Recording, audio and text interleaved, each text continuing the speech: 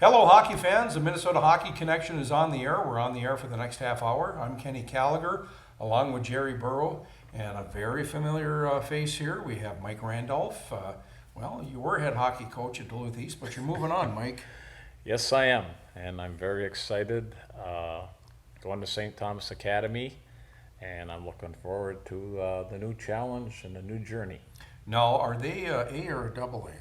Oh, I'm keep ribbing you. They're double A. Yeah, I'm just ribbing you. And now, what kind of schedule? I mean, what league are they in, or conference? You know, I'm not sure what conference they're in. They're obviously based on their schedule in a conference because some of the games are probably games that I wouldn't have on my schedule. Well, a lot of these. But he plays a lot of really non-conference games. Edina twice, Hill Murray twice, Cretin-Durham Hall twice. Wow. Prior Lake, going to Prior Lake, play EP. Just an awesome schedule. You know what else I like about it? What? Is I'll be home. You know, like we used to travel down to Lakeville Yeah. on a Tuesday and get home about, depending on the weather, maybe midnight or 1 o'clock, Oh, sure. and have to get up in the morning and go teach fourth graders. All the trips down there, I looked at the longest trip we have. Not the end of February. Our last two games of the season, we play Rapids on a Friday night. I think it's February 11th, and then we play Hermantown Saturday afternoon on the 12th. That'll show who you are by then. Oh yeah. So it's a great schedule, practice-wise and game-wise. So I'm really looking forward to it. Well, it seems like schools like St. Thomas, even though you're in a conference, you're not playing a lot of those weak teams twice, I think. So you're playing them once and you're getting the stronger schedule by getting the Edinas and Prior Lake, and you always were in the conference with Hill. Yeah. So you're going to play We're them going to twice find for out sure. real good how good we are. We play Chaska on a Friday night in November, first game of the year, and then the next night we play Cretin-Durham Hall Wow. at Bloomington Nice Garden. Right. And coaches were telling me the place is going to be nuts for that early in the season. It's a great matchup because Cretin-Durham Hall's in our section. They got put in our section this year, and they just happen to be the best team in the state. So we'll find out right away how good we are, which will be Yeah. awesome. Yeah. Awesome. I mean, that's when you want to play them. Then we play them a little bit later, probably just before halfway through the year. So we'll get a couple good looks at them and hopefully see them in the section final. Well, I don't know what you want to or don't want to talk about, but what happened at Duluth East? This is not good for Duluth hockey. I'm going to miss you here. Well, I'm going to miss being here. 32 years was a great run. They decided to not renew my contract, and they told me they wanted to move in another direction. And as I reflect back, I wanted to see that junior class. It's a junior class now. Yeah. I played a lot of sophomores last year, and I wanted to see that junior class go through. Right. And then I was going to make this move anyhow. But they wanted to move quicker than I wanted to move, and so I decided to take this road. Well, it sounds like when bad things happen, good things happen. Now you're moving down to the Twin Cities for the hockey season, but you're going to be around your grandkids, and tell us about that, where you finally found a place to stay. Well, we went down, I think it was last weekend. We went down and spent time going around and viewing places to stay. It was set up by some big boosters of St. Thomas. We viewed 3 places, and they were mostly apartments, really nice apartments, close by the rink. And then we had a little family meeting. I have 2 daughters down there. One lives in Minnetonka, Jessie, and Jill lives in, it's called Sunfish Lake. I don't know if a lot of people, but it's in Mendota Heights. It's like 7 minutes away from the rink. Yeah, it's real tiny. Yeah, yeah, it is. It's Kind of like the sunfish. yeah. Maybe that I haven't even seen the lake, but I know it's actually it's TJ Oshie's old summer home. Wow. So, Isn't that a good connection? That's funny. they both have finished basements. Yeah. And so we talked about staying in their houses. Maybe Yeah. 1 week at Jill's, then the next week at Jesse's, if we can last a week. If we can't last a week, maybe we'll go to the other place quicker. And we plan on coming home a lot on like if we play on a Saturday afternoon at 3 o'clock, I can be home by 8 o'clock, Right. weather permitting. Sure. And go my- back Monday. Right, For and go practice. back Monday for practice. And my wife volunteers. She's volunteered for years at the Animal Allies, and she's really into it. And she loves that part of her hockey. To me, Yeah. that's to her Right. her passion. Right. So I'm hoping to find a place down there, but she wants to stay connected here. So she does volunteer on Sunday and she does volunteer on Monday, so she can stay connected that way. So you're going to be an assistant coach. What title do they have you at St. I have Thomas? no idea what I'm Okay, going to but you're be. going to be an assistant coach behind the. Who's the head coach here? Trent Eigner. Okay. And Trent, I've coached against him when he was at Lakeville North. And he basically reached out to me as soon as I resigned. He sent me an email, a real nice email about just building me up. And then he said, "You would look really good on my bench." Oh, nice. And at that time, which was immediately after I resigned, I just told him, at this time, I really don't want to coach next year. And I think I'm just going to take the year off. Yeah. And he respected that. So then I started thinking about it and sitting around and Mike Randolph away from the hockey rink. Come on. exactly. Come on. Exactly. He's got a lot of film at home. I just said to my wife, I said, "Jen, what am I going to do? Yeah. I mean, what really am I going to do? I'm not going to go to the Heritage and watch a game because I won't be able to watch a game. Yeah. Everybody's going to want to talk about the past, Right. Yeah. blah, blah, blah. Right. And I really didn't want to do that. So Your super tax still fit. my super tax still fit. My stick is still long enough. I could probably lengthen a little bit more. So it's in the shed. I got it out of the shed immediately, and You know, I can, like you said, I've been around hockey as a player yeah. or a coach my whole life. My whole life. I mean, I coached at East for 32 years. I coached at Denville for 2 years, Duluth Cathedral 2 years, UMD 3 years, and Scholastica 3 years. Well, I got to ask you. You went to Cathedral, Marshall School now, your alma mater. Was there anything ever there possibly for Mike Randolph after this East gig? As far as coaching, Yeah. I don't know. Right now, Was there ever a desire to maybe in the future or to be at your alma mater again? The school has changed so much. Basically, what I'm doing right now is I'm taking this opportunity to coach with Trent.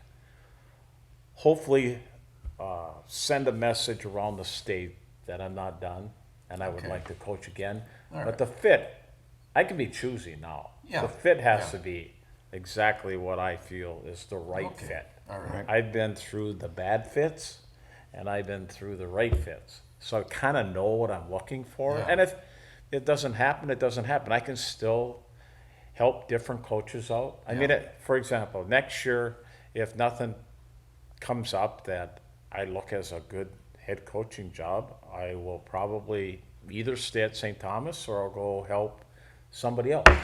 Here's what I heard from a couple people. You should be a co-head coach. And looking at that, that would be perfect for you. You see each one of your daughters has 2 kids, right? So you got your 4 grandkids you'll see all the time during the hockey And season. Jake's down there too. So That's what I forgot I'm bringing that up. I forgot to put Jake in the equation. If Jill and Jesse both throw us out, we'll give Jake a call. Yeah, but here's what I'm thinking. Let's say you got the co-head coach at St. Thomas. They asked you to be the co-head coach. You can bring Jake in maybe down the line, and following year or something like that as an assistant, you know, that'd probably be a great idea too. Well, That's too far ahead, but I've had my coaches, believe it or not, Jacob Bosey and Michael Rainier, know what I'm doing, of course, and they're hoping that a job opens up down there, and they're both willing to move down there wow, and help me out. That's They amazing. want to do that. Good. amazing. So, and they don't come Good. better than those two. Right. I had a great staff.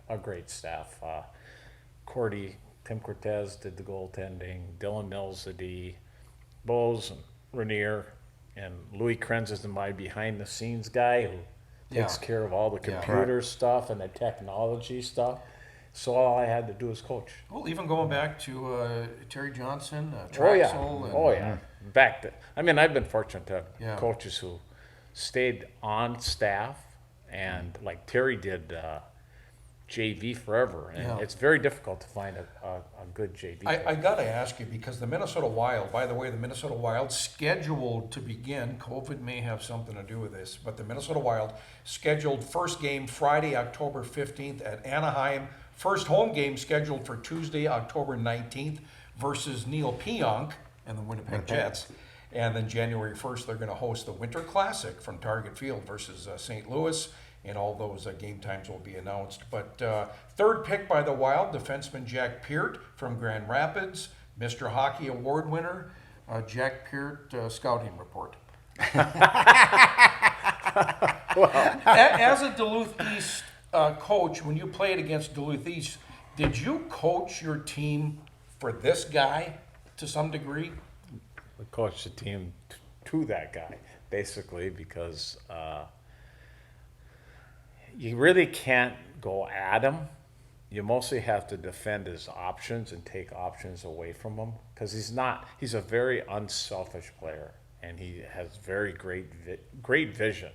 So if you get him to just kind of look a little longer than he usually does, we basically played a 1-3-1, 1-2-2 neutral zone, and hopefully you get him to dump the puck.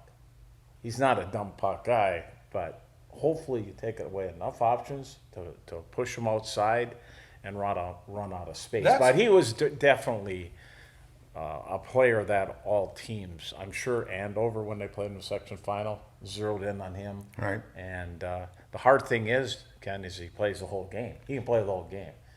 And he was probably the smartest high school player out there last year. Highest hockey IQ, by far the smartest Yeah. player.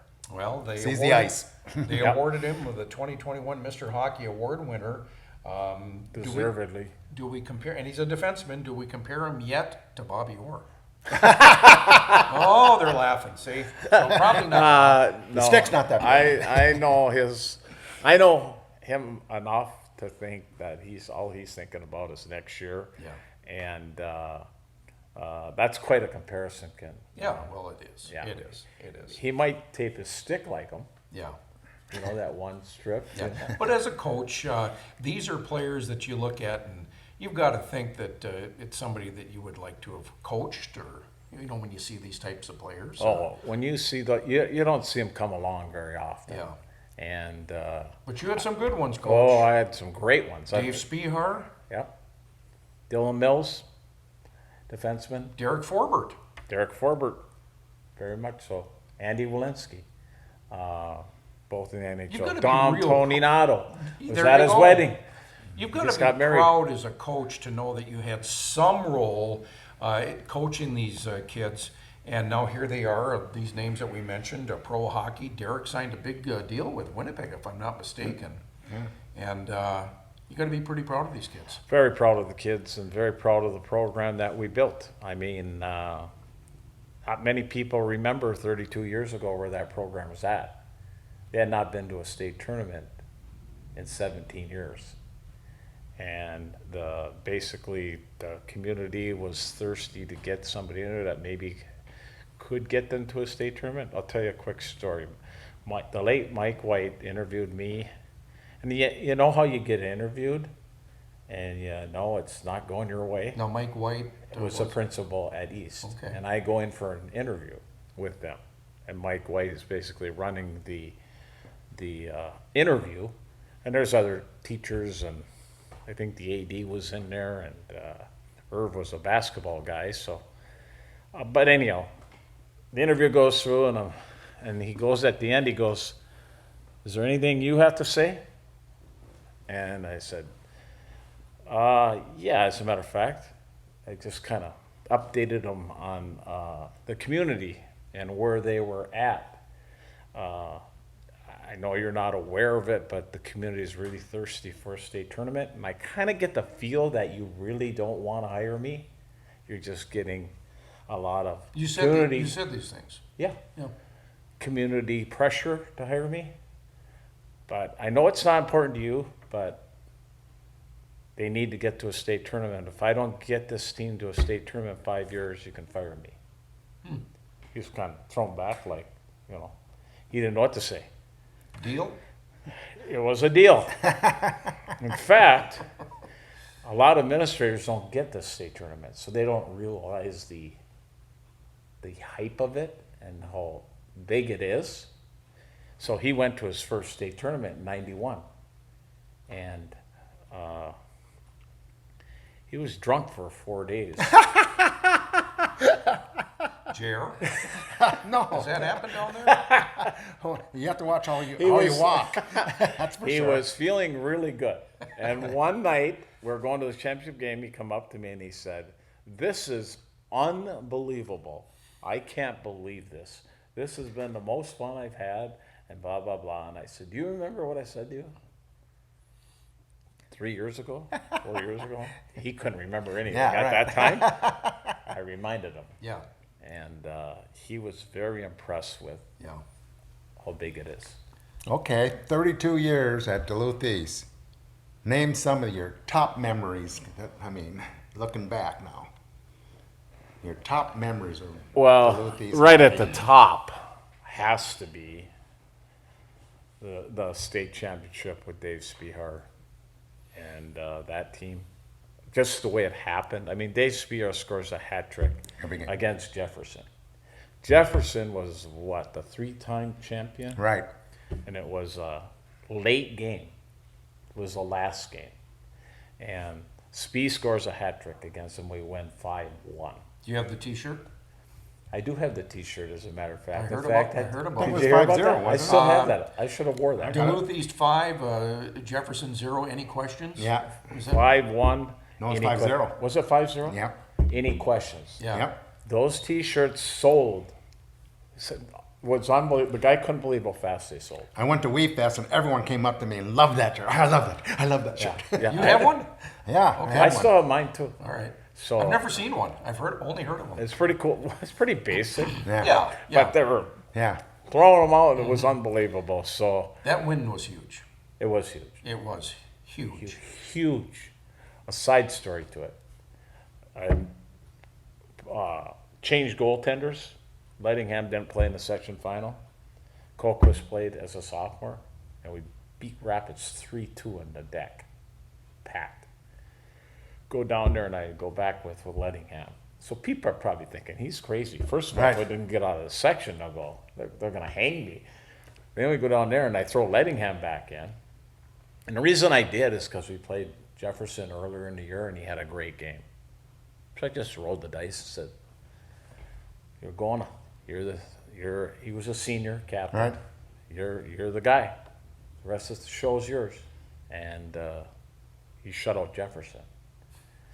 Unbelievable. How good was that team? Which team? Jefferson. Who'd they have, Jer? Anderson, The one that played pro that's on the radio all the time now. Parrish? who was the big Parrish Parrish. was on it. Yeah. DeWolf was on it. Yeah. A D. Were they defending champs? I think Peterson's. Petersons were on it. Yeah. They were Okay. 3-time defending champs. Yeah. Right. 3 in a row. Yeah. And I talked to Tommy Satterdahl after that, and he said, we worked on Spihar the whole week because Spihar would float a little bit. I'd let him float.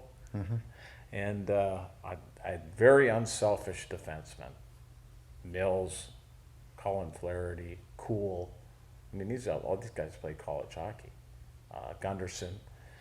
They would just one time that puck up the spear to be gone, and he'd finish it. Was that the game plan? That was our whole game plan all year. Yeah. It wasn't like Saturdahl was surprised. I kind of let Spihar do his own thing.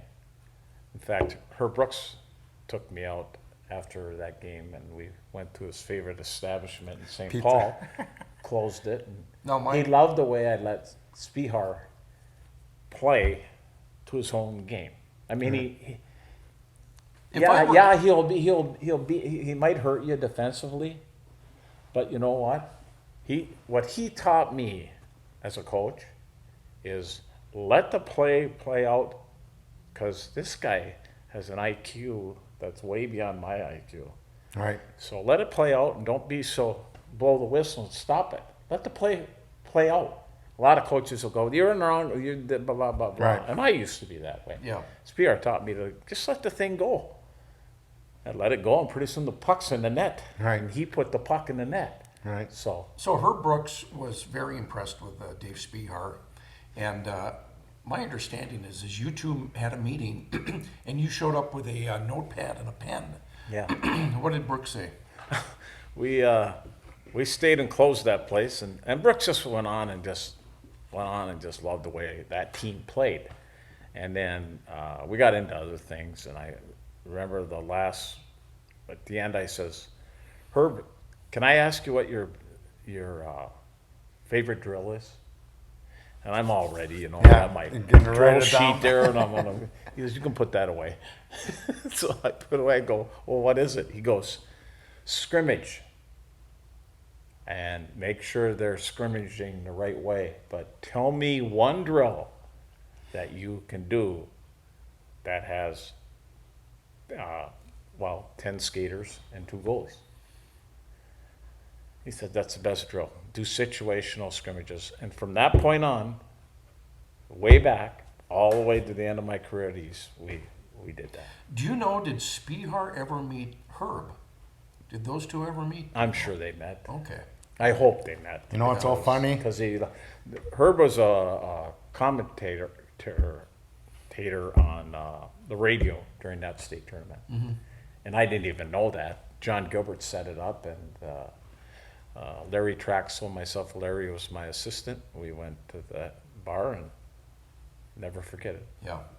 Yeah, I remember the Bloomington coaches in the sections, and they were talking about different teams and your team and that, and I heard them right behind me. They didn't know who I was at that point. And so I'm listening to them. They're pretty cocky about winning their fourth. I mean, really cocky. Oh, yeah. And I was kind of laughing. Don't be so. Yeah. And it so happened you two teams got together. You know, I got to ask you, so that 5-0 win against Bloomington, that was an opening round game. Yes. Okay, so what happens after that? Then we play Edina in the semis.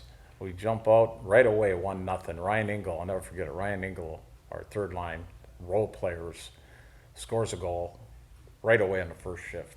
Yeah. And went on to beat him, I think 7-1 or 7-2. Wow. Spanked him pretty good. Yeah. Was Lou upset? You know, Lou and I hadn't built a relationship yet. Yeah. I'm sure he was. I don't know if he was upset. I don't know if that's the right word. He was probably very surprised. And then we went and played Moorhead. Oh, by the way, Spear scored a hat trick in that game In that as well. Edina Penalty shot. Edina game. And the penalty shot, that really got the crowd going. That wasn't in that game though. That was in The the Moorhead, game. Moorhead game, yeah. Yeah. Now, So was we go on Moorhead and the play Moorhead. championship? Yeah. Yeah. And their best player is Matt Cullen.